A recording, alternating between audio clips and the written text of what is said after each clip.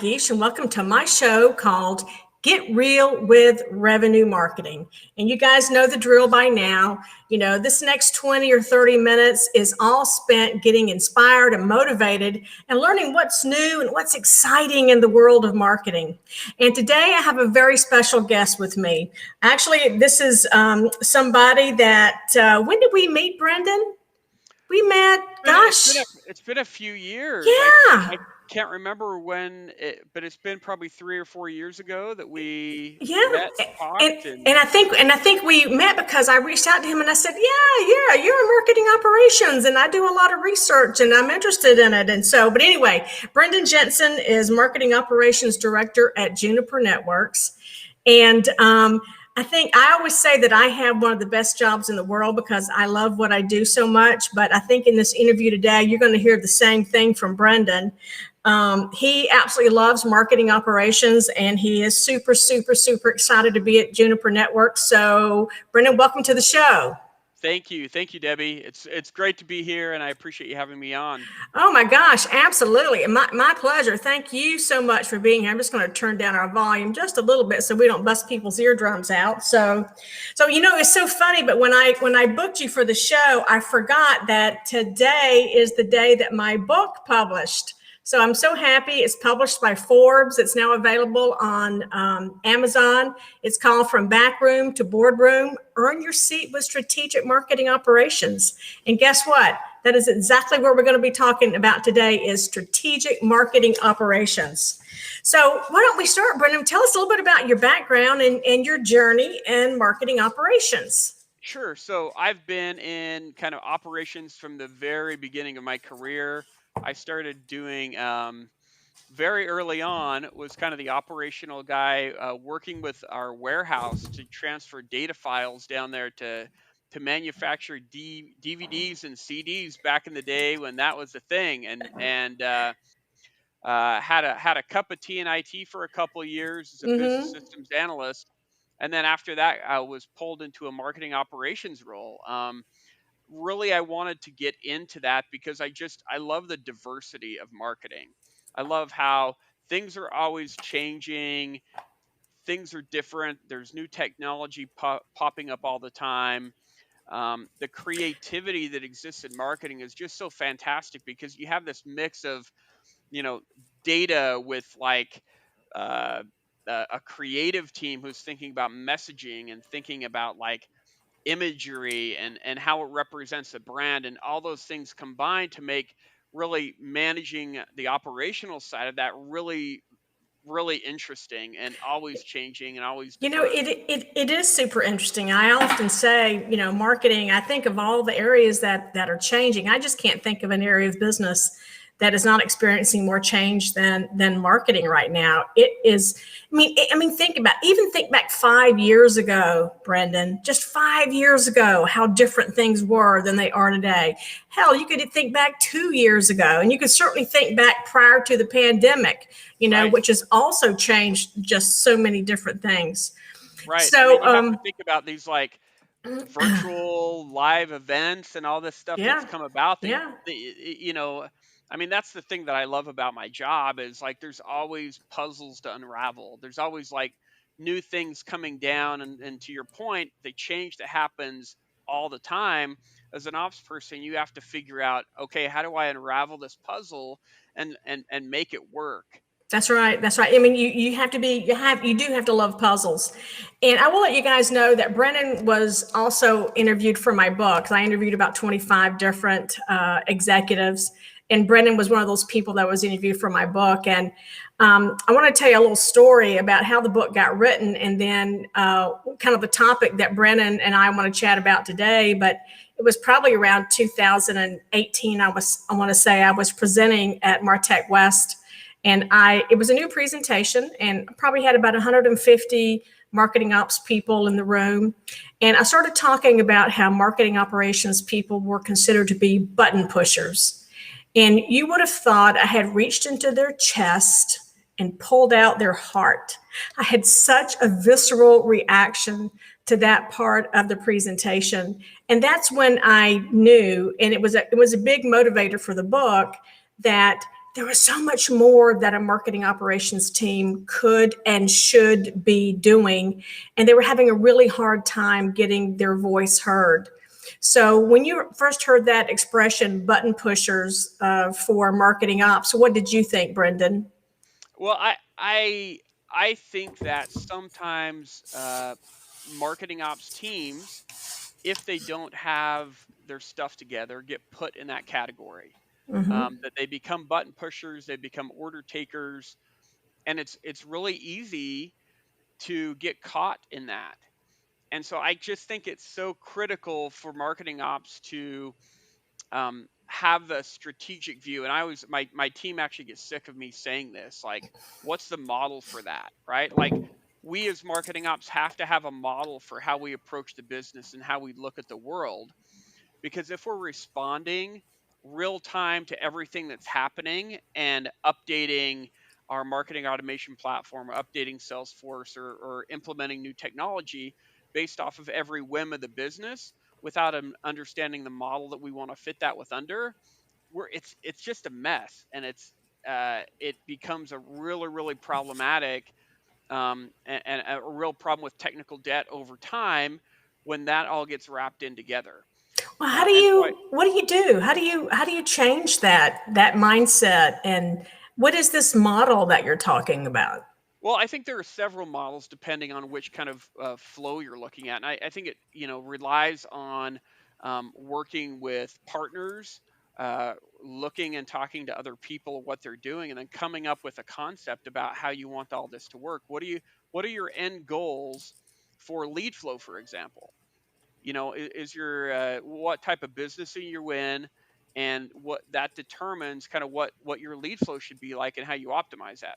So if you get that in your head, and not just like what do we want to be tomorrow, but what do I want to be 2 years down the road, and what do we want our lead flow to look like then it makes today's conversations much easier, because you have a vision for where you want to go in the future. So, for example, if you're trying to implement kind of this buying group concept where you're trying to target buying groups, and you want to understand your engagement with a buying group, and then build in the future your waterfall around engaging buying groups, managing to that, and then working through that whole process to close business with them. Well, then that affects the way you develop your tech stack, the way you look at your funnel, and how you have to line things up, data that you're consuming that you need to have when you're enriching your lead flow. So So all you of those need to things. take so you need to take time to be proactive and, to your point, Yes, not just jumping at the whims of the business, right? right, exactly. So it's hard to say no when you don't have an understanding of where you're going, right? That's Because true. it ends up coming off as you guys are just jerks and trying to stop our business, and we Yeah. need to get this thing done. Whereas if you have a reason for it, if you say, "Hey, our ultimate goal is to get to this buying group concept," or we're doing ABM more, or here's what our lead flow model looks like, Mm-hmm.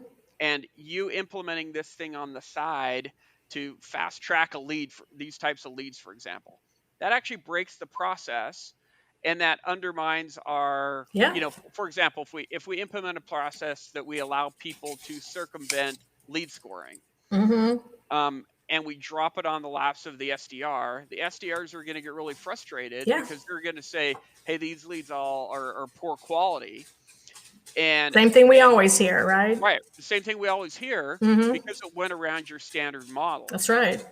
and then there's a level of frustration there. And so having that model, having that concept in place that we can work with the marketing team to say, here's where we're going, here's what we're trying to Mm-hmm. do, here are the reasons, therefore we don't want to implement that because of this.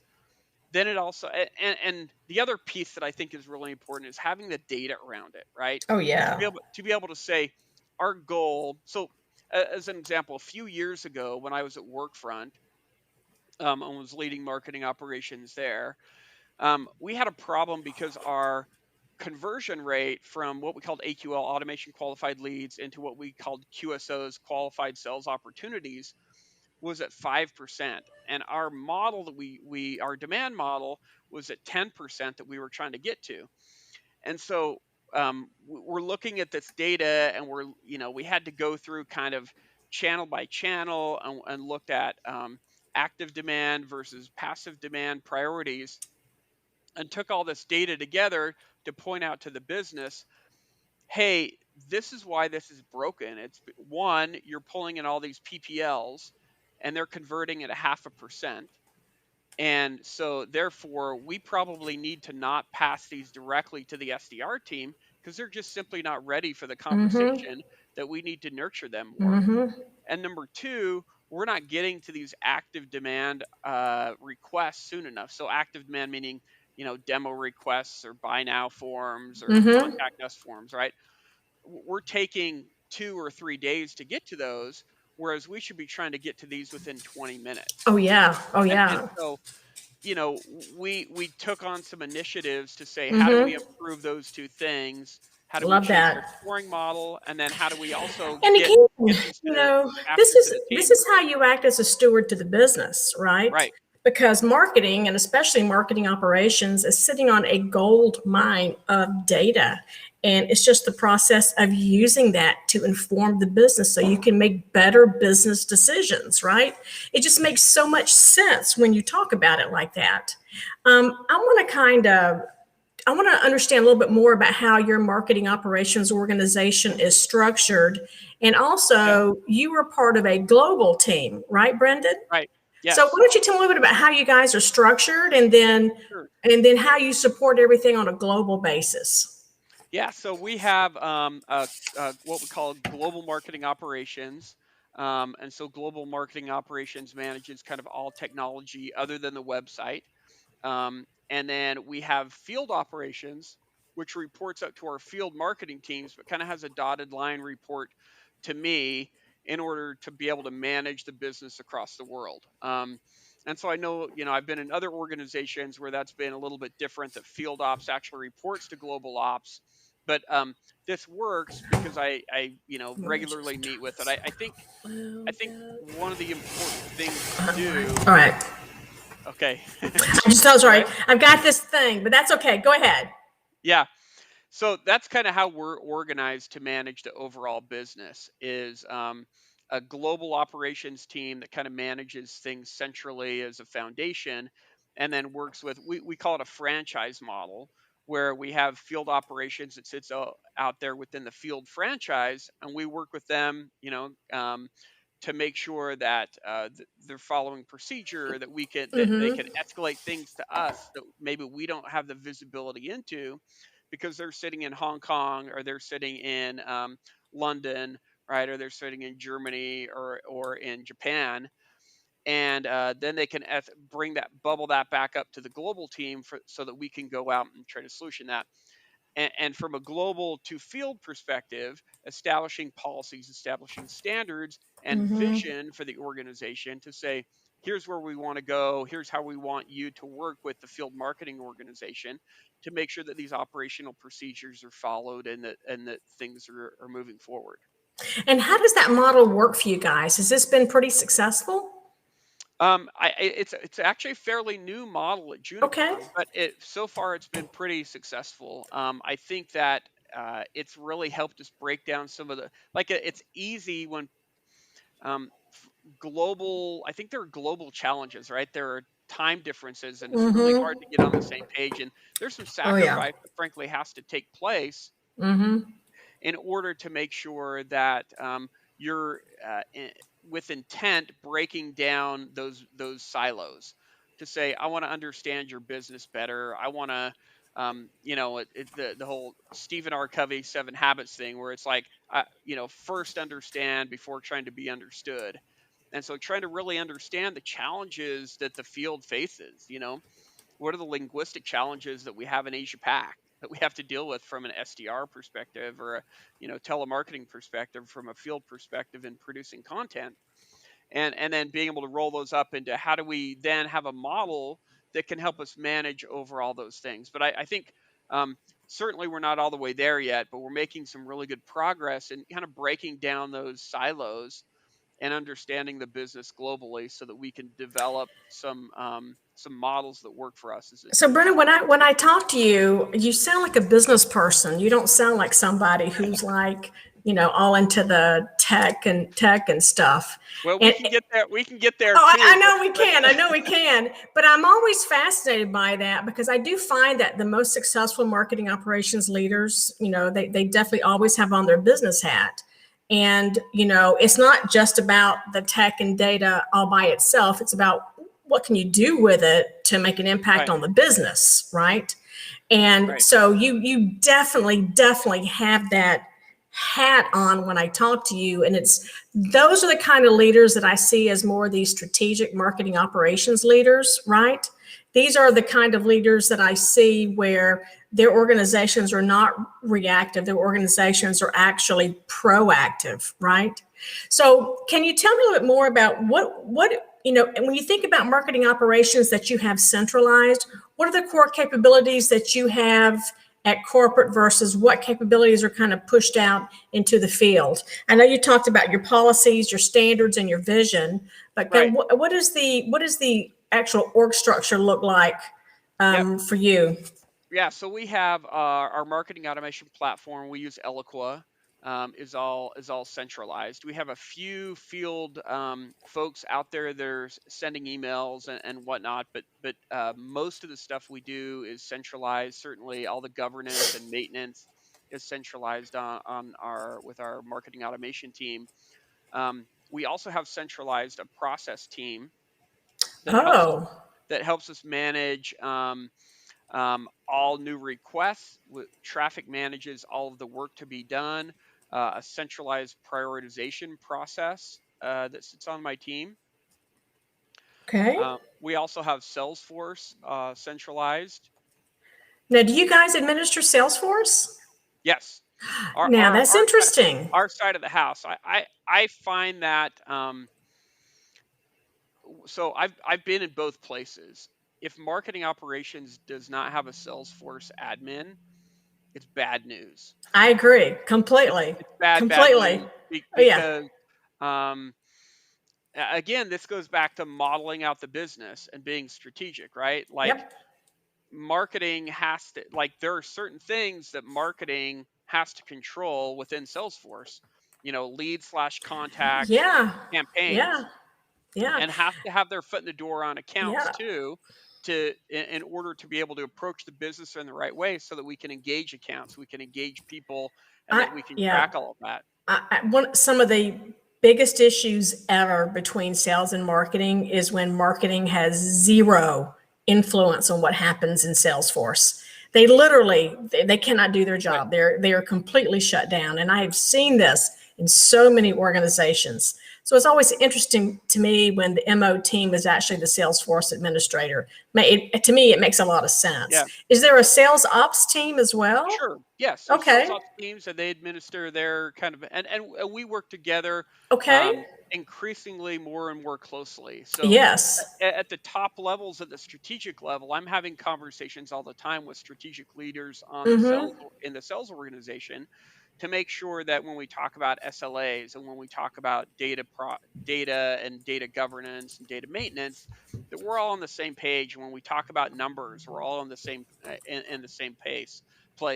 I just think that you have to like if we look at each other as different organizations and create silos, like that's never the way. That's We right. win we That's win right. together as a team. We win Uh-huh. revenue as a team, and the finger pointing doesn't help. But what helps is understanding the roles that marketing plays and the roles that sales plays and how we work together to go out and win business. And this is why I consider you a strategic marketing operations organization, because one of the hallmarks is your ability to collaborate and partner with other parts of the organization and really to come together as one team versus having these silos that exist. And I always tell organizations that a lot of organizations today are structured really based on old strategies. And really, structure does follow strategy, but it takes a while sometimes for those org models to actually catch up with the new strategies. And especially in this digital age, we're seeing sales and marketing get closer and closer and closer and closer. And I talk about digital revenue now, and I talk about how that is a team sport, right? It is, absolutely. It is a Right. team sport. It is no longer just the sales going off and being the heroes of the day. So that is actually a very sophisticated and quite advanced way that you're approaching marketing operations there, Brendan, which is why I love talking to you so much. So I have an understanding of kind of what happens in your organization. And how long have you been at Juniper now? So I've been at Juniper for about 2.5 months now, so fairly Okay. new. Okay. But That's awesome. right. So it's yeah, I couldn't ask for a better company. Just great culture, great people who are really invested in getting better. Yeah. So let me ask you this. What would happen if Juniper didn't have a marketing operations organization and marketing was still trying to cover all that? Wild, wild west. I mean, it just like Yeah.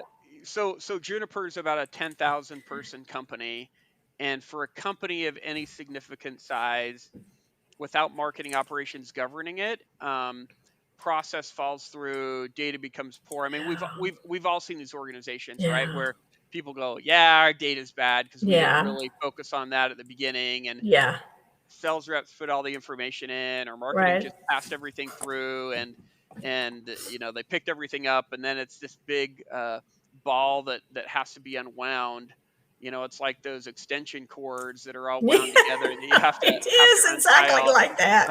It is. It untie all is. those things. So um, like I for a small company and a startup, I get it, but once you get to a significant size Mm-hmm. of company, unless you have a marketing operations team that starts Yeah. to govern things and starts to look Yeah. at it, um, you're just going You to fall on can't, your you face. cannot, and you cannot be all you can be. Right. You You cannot can't. take advantage of the data and the technology. So let me ask you this last question. So again, the name of the book is From Backroom to Boardroom, and then it says, earn your seat with strategic marketing operations. How much credibility does marketing operations bring to marketing? Well, I think, I mean, the number one thing is like data, right? If you have data that says, here's how things work, and again, this goes back to, a model, right? You have to have a model for what the data looks like and what matters to the Mm-hmm. business. Mm-hmm. And if you get that and you put it in front of anybody from the CEO to the board to the head of sales, you can't ignore what the data is saying.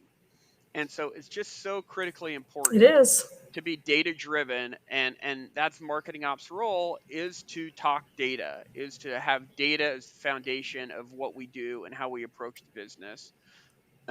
And that actually gets you a seat really easily, but also to me, what I was saying before is, I think a big job of a marketing ops leader is to make friends, right? It Is is. to work with other people across the organization, understanding the strategic business goals, and work with them to get those things done, to bring groups Absolutely. together, to make process work better, to get agreement on how data should fit what technology we're going to implement, and most importantly, get one view of the truth around data. Yes. Yes. And that's so difficult to do. It's like Nirvana. It's the North Star for every company, I think that we work with. Okay. So last question, and this is a good one. Again, you are so experienced and you're so advanced and you're so strategic in how you think about and how you run marketing operations, Brandon, what would be advice that you would give to someone that was maybe just beginning this journey and was thinking, we're button pushers, but we want to be strategic Right. enablers? What would you say to them, Brandon? So I would say, like, to me, the academic side is important to, like, understand where you're trying to get and what are models and things that ways to look at the world. And so there are a lot of different sources out there, a lot of different companies that you could go to. Um, I've used Serious Decisions over the years they have a lot of great models about it, Mm-hmm. but I've also talked to lots of people out there and said, what do you guys do? How do you approach Yeah. this? How do you view this? So I think there's an education component to this. Um, because I've seen cases where it's really easy to get caught in the trees, right? It's really easy to be put Yes. in that button pusher corner, and the Yes. way to get out of that is education. I Is, agree. is looking at bigger pictures. I always say to my team, like, look at technology, go out there and get demos. Like, what do the things do? Mm-hmm. So that we can always have that in our back pocket and get a new ideas and inspiration about where do we go from here. So I think that that's number one. Um, and then kind of once you have number one, look at your organization. Like, try to have a third party coming in view, and if you can't do that, maybe hire somebody, a trusted partner, to come in and look at your organization, look at your operations, so that they can help you develop Love that that. roadmap and help you develop a view into the future. I love that. Because sometimes we can't get it for ourselves, and we have to recognize It's that, so right? hard to get out of your own way sometimes. Right. Absolutely. Yep. And that's what I would say would be number two. And then I would say number three is like the change management component. Like, if you get in there, you get these, well, I mean, number three is probably like, get your resources behind you, right? Get buy-in, make a business case for how you need to Mm-hmm. change or how you need to improve things, have data Yes. to back you up, have, trusted third parties saying Mm-hmm. this is the way it needs to move. And then get your resources behind you, because if you don't have any resources, there's nothing Yeah, there's you nothing can to do, do. right? Your hands are That's tied. right. Yeah. And then number four is the change management component Yeah. of it. Usually I like to stick to 3 points, but we'll go with four I here. But know, I know, I know, I know, I know four is right. And so I think these are excellent. Number one, it starts with education. There's so many great models, and there's so many great approaches, and just seeing what other people are doing. And to your point, Brandon, companies are all over the place, and that's okay. It depends upon the needs of the company. There's no one exactly. right Right. way, Right. right? And then look at your organization, and sometimes to get out of your own way, bring in a third party. It could even be an internal third party. It doesn't have to Right. be an external third party. Number three, I love this one. Buy in the resources. Make sure everything is lined up. You've got a vision. You've got a charter. You know which way you're going. And then, of course, ongoing change management. And I think and maybe you've seen a little bit more of this because you're new into the organization, but I also think that for those organizations that have been doing the same thing the same way for a long time, sometimes getting a little bit of external help is kind of like a boost that they need. And a Right. lot of times I'll see in marketing operations, the big changes happen when they bring in new leadership in marketing operations, and it's just all Right. going to be there for a reason. So anyway. All right. Well, Brandon, that was fabulous. Thank you so much. And again, thank you for being part of the book, Yeah. from backroom to boardroom. I really enjoyed those interviews, and I really enjoyed talking to you today. So thank you very Yeah. much. Thank you. Love the book. I've read through it, and it's fantastic, and would encourage everybody to go out there and get it. Great insight into marketing operations and how all of us Well, can become more yeah. strategic. Well, how can you go wrong when you interview 25 executives and get their Fair. opinions, right? I mean, Fair. Yep. it's not just about me. It's what really smart people are saying. So, but anyway, but thank you very much. And everybody, thanks for watching today. It's been a pleasure to be with you. And as always, you guys remember, it's a great day to be a revenue marketer, and we will see you next time. Thanks a lot, everybody. Bye-bye.